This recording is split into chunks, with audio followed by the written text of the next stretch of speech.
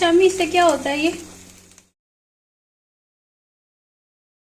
होते हैं और क्या कहते हैं, या कल ही साइड में पक गया। रोस्टेड जायका आता है।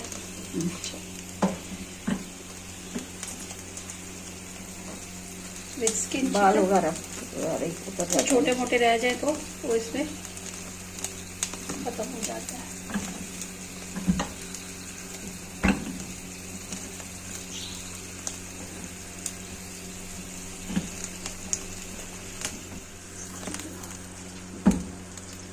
पोंछे भी हैं, पोंछों को भी करना है।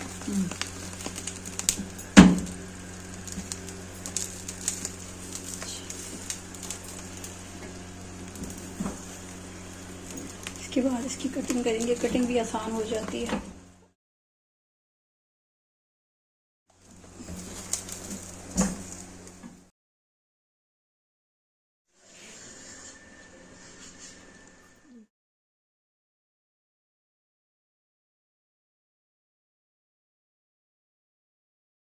कीलों को बीच में से चुना जाता है।